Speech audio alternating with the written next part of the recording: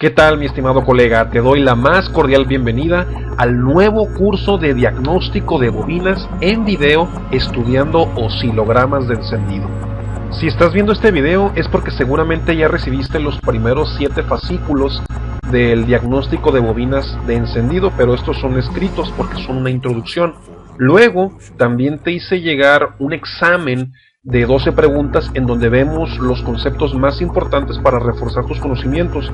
También te hice llegar por ahí un documento en PDF que se llama Encendido electrónico y combustión interna, en donde ya resumimos todos los conocimientos que tú requieres tener para hacer un diagnóstico acertado utilizando oscilogramas de encendido, pero ya teniendo los conocimientos, las bases firmes. Lo que vamos a hacer de ahora en adelante en esta serie de 5 videos que tengo preparados para ti es explicarte la aplicación práctica de la lectura del mismo oscilograma de encendido, pero vamos a hacerlo ahora en video.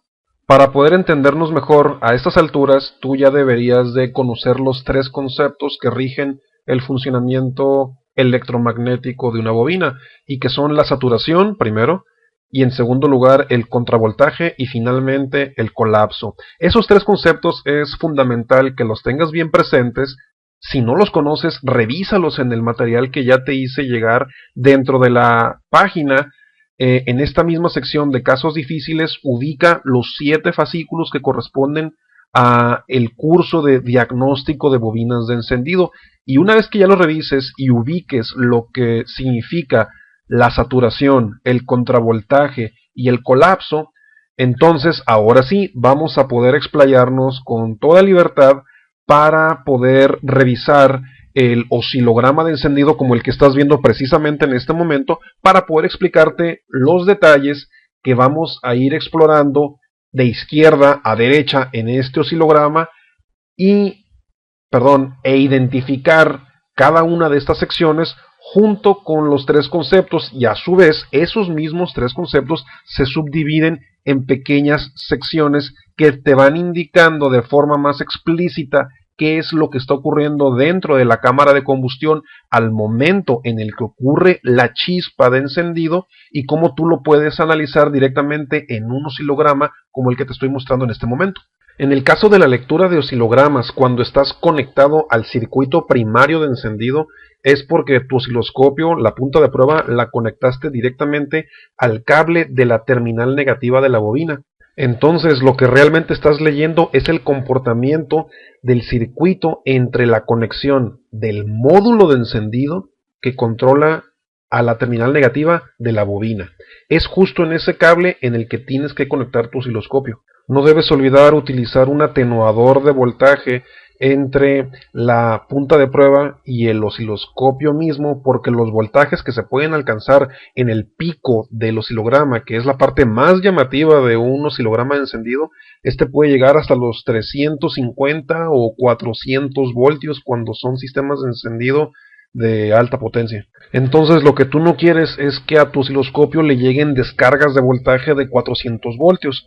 Tú lo que quieres es que tu osciloscopio detecte estos oscilogramas, pero de una forma representativa.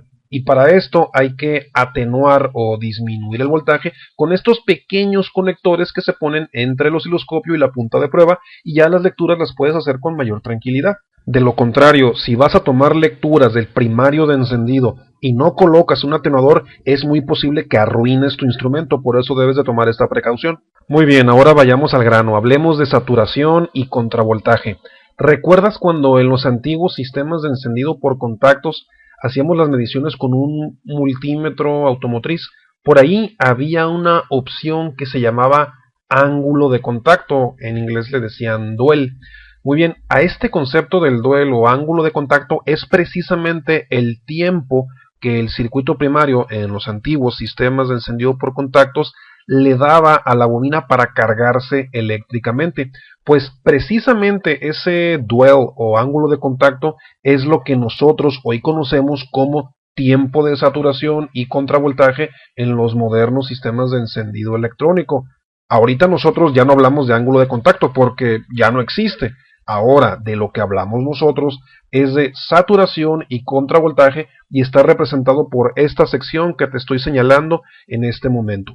Ahorita que lo estamos apreciando, tal parece que se trata de una línea recta, pero en realidad no lo es, sino que se trata de una curva en donde el voltaje va incrementándose desde la máxima caída al momento del inicio de la saturación en este punto, en donde la caída de voltaje llega lo más próximo a tierra. Nunca va a llegar a 0 voltios, va a estar en 0.1, 0.2, dependiendo del tipo de transistor interno dentro del módulo de encendido. Hay varios. Y como estos ofrecen una resistencia al momento de hacer el cierre del circuito primario, entonces por eso el voltaje no se cae a 0, se cae a 0.1, 0.2. Conforme se le da tiempo a la bobina para que se sature y enseguida llegue al contravoltaje, entonces en toda esta sección siempre vamos a tener a las dos fases, tanto a la saturación como al contravoltaje, teniendo una duración aproximada de 2.5, 3 milisegundos. Siempre es un rango que no se va a salir no se debería de salir de esa duración. Luego, en el momento en el que el módulo de encendido abre el circuito primario, lo siguiente que tenemos es precisamente la aparición del pico de voltaje, que es el que te comentaba que puede llegar a los 300, 350, 400 voltios, dependiendo de varios factores, tal como es la bobina de encendido, cuánta corriente es capaz de acumular, el voltaje disponible en el sistema eléctrico, resistencias que pudieran estar interfiriendo con la entrega de la corriente, en fin. Entre mayor sea el voltaje, no significa que es precisamente lo mejor. Por el contrario, si este pico al momento de estar haciendo mediciones fuera muy bajo, también te estaría indicando un problema. Aquí lo que importa no es qué tan alto o qué tan bajo sea, sino lo que importa es la proporción que guarda la altura del mismo pico contra la altura de esta sección, que es la del colapso. Si te das cuenta, la pantalla del osciloscopio te muestra que está dividido por casillas tanto horizontal como verticalmente, y el mismo pico de voltaje ocupa casillas desde abajo hasta arriba, y vamos a contarlas. Son 1, 2, 3, 4, 5, 6, 7, 8, 9, 10 casillas en total en el caso de este oscilograma. Por su parte, cuando pasamos a la siguiente fase, luego de esta región de oscilaciones, que es en donde se estabiliza el pico de voltaje cuando el mismo voltaje ya viene de bajada, es cuando inicia el tiempo de quemado, que es toda esta sección que te estoy señalando. Y el tiempo de quemado te está ocupando desde abajo hasta arriba 1, 2 casillas. Entonces aquí la lección importante que no debes de olvidar es que la altura del pico de voltaje contra la altura del tiempo de quemado deben de guardar una relación de 5:1. Esto es que la altura del pico siempre tiene que estar cercana lo más posible a una relación de 5:1. En este caso el pico ocupa 10 casillas y el tiempo de quemado ocupa 2 casillas. ¿Esto qué significa? Que la proporción de altura que guarda el pico de voltaje contra la altura de la sección de quemado te está diciendo que hay una distribución de energía para generarte una eficiencia de quemado dentro de la cámara de combustión del 100%.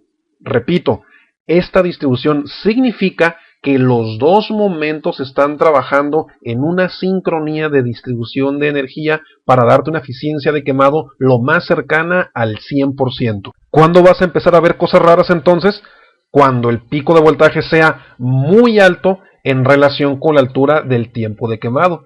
O viceversa, si el pico fuera muy bajo y el tiempo de quemado tomara más altura. Si la proporción se desvía de la relación 5:1, como por ejemplo que fuera 6:1, 7:1, 8:1, eso ya te habla de que hay un problema en la distribución de la energía. O viceversa, si la distribución fuera 4:1, 3:1, 2:1 y así bajando, eso te habla de que está ocurriendo el efecto contrario. Hay ciertas estrategias de análisis que te indican por dónde está el problema, cuál es la causa que no está permitiendo que la energía se distribuya en una relación cercana a 5:1, Y eso es justamente lo que te enseño también en el curso de diagnóstico automotriz con osciloscopio. Pero aquí lo importante es que tú no debes de olvidar que cuando estés leyendo un oscilograma de encendido del circuito primario y obtengas esta señal directamente en la pantalla de tu osciloscopio, de inmediato una de las primeras cosas que tienes que hacer luego de haber verificado el tiempo de saturación y el tiempo de contravoltaje es la relación de la altura del pico de voltaje al momento del colapso contra la relación de la altura del tiempo de quemado. Siempre tiene que estar lo más cercana a la proporción 5:1. 4.5 o 5.5 todavía es aceptable. 4 todavía. 6:1 todavía, pero si ya se empieza a salir más allá de esos límites, ya te está indicando claramente que hay un problema de distribución de energía para poder saturar la bobina. Obviamente estas mediciones las haces para cada bobina por separado, un cilindro a la vez, y tú te vas a ir dando cuenta de las diferencias que cada una te va a ir exhibiendo. Muy bien, por ahora es todo, mantente al pendiente para la siguiente emisión de esta serie. No olvides dejar tus comentarios abajo por favor, te mando un abrazo y seguimos en contacto.